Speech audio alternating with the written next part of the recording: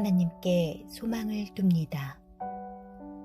시편 43편 1절에서 5절 말씀.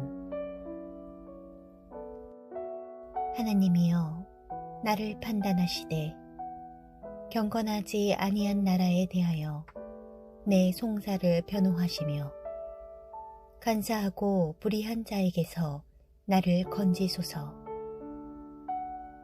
주는 나의 힘이 되신 하나님이시거늘 어찌하여 나를 버리셨나이까?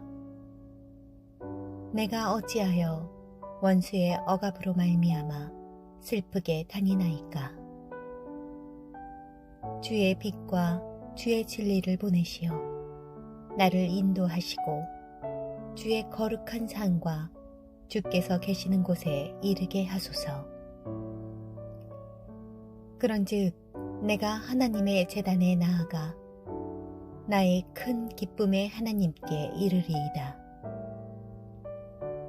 하나님이여, 나의 하나님이여, 내가 수금으로 주를 찬양하리이다. 내 영혼아, 내가 어찌하여 낙심하며 어찌하여 내 속에서 불안해하는가? 너는 하나님께 소망을 두라. 그가 나타나 도우심으로 말미암아 내 하나님을 여전히 찬송하리로다. 오늘은 시편 43편 묵상합니다. 하나님의 사람. 1에서 5절까지 내가 나옵니다. 의미적으로 성도를 가리키는 단어입니다. 시편 43편은 성도에게 하나님께 소망을 두라는 내용입니다. 그들은 하나님을 믿는 믿음의 사람이면서도 현실의 고난에 아파하고 괴로워하는 사람입니다. 하나님을 향한 굳은 믿음으로 전혀 흔들리지 않는 것이 아니라 흔들리지 않기 위해 노력하고 하나님의 도우심을 구하고 있습니다. 그런 과정에서 때로는 하나님께 도움을 구합니다. 그리고 하나님에 대한 자신의 감정을 그대로 쏟아놓기도 합니다. 하나님을 믿는 사람이 이렇게 말해도 되나 싶을 정도로 탄식하고 있습니다. 이들의 이러한 솔직하고 실제적인 믿음과 탄식을 대하는 것이 마음 깊이 남습니다. 우리 인간은 연약한 사람들이고 하나님도 그런 연약함을 잘 알고 계십니다. 그리고 시편을 기록한 기자들도 연약한 자들이었습니다. 그들도 믿음과 처한 환경 사이에서 많은 갈등을 가지고 있습니다.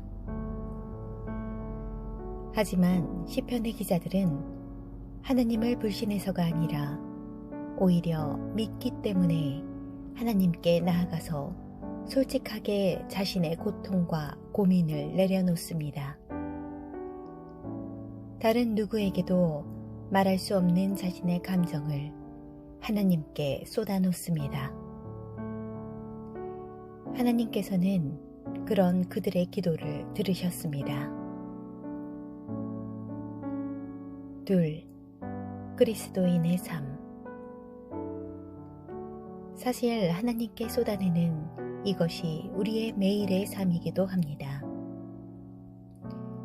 우리의 삶은 아무런 문제가 없는 삶이 아니라 문제가 있지만 그것과 싸우며 하나님을 계속해서 신뢰하는 삶입니다.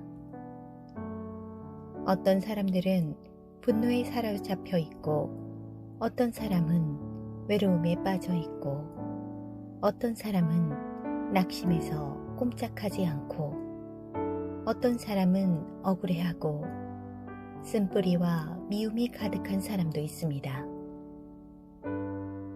이런 상황에서 그리스도인은 어떻게 해야 할까요? 첫째, 여러 감정을 이해해야 합니다.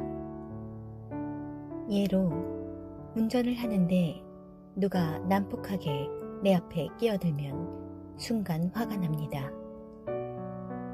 갑자기 분노가 치밀며 그 차를 뒤쫓아 갈지도 모릅니다.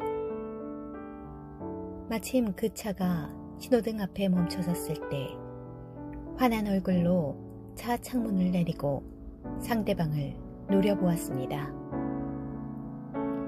그런데 옆차에 출산 임박한 산모가 타고 있거나 위급한 환자가 타고 있다는 것을 알게 되었다면 분노의 감정은 순식간에 사라질 것입니다. 처음의 상황은 달라지지 않았습니다. 처음부터 내 앞에 난폭하게 끼어든 차는 그럴 만한 이유가 있었던 것입니다. 하지만 내가 그것을 알지 못했을 때 나는 분노했습니다. 그러나 그 상황을 알게 되었을 때는 분노하지 않았습니다. 상황을 어떻게 이해하느냐에 따라 나의 감정이 바뀝니다. 그래서 상황을 제대로 이해하려고 노력해야 합니다. 셋, 하나님께 소망을 두라. 시편 43편에서도 이런 내면의 싸움을 엿볼 수 있습니다. 그는 자신이 처해 있는 상황에서 느끼는 감정을 토로하며 동시에 벗어나고자 합니다. 그 핵심은 상황에 대한 올바른 이해였습니다. 둘째, 하나님에 대한 소망과 하나님에 대한 신뢰의 마음을 가집니다. 그래서 이 시의 후렴구는 너는 하나님께 소망을 두라고 말씀합니다. 5절. 하나님께 소망을 두면 우리의 마음이 평안하고 하나님께서 우리의 길을 인도하실 것입니다. 기도하겠습니다. 하나님, 어떤 상황에서도 하나님께 소망을 두게 하소서. 예수님의 이름으로 기도드립니다. 아멘.